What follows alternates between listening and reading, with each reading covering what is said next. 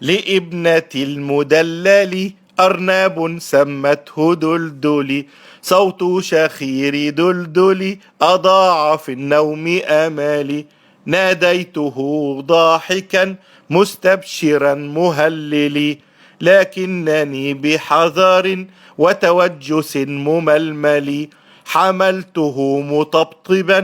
مطبطبا مهشتكا، ملاعبا مدللي مفترشا فنللي، لكنه فجأة عملها كالأهبل،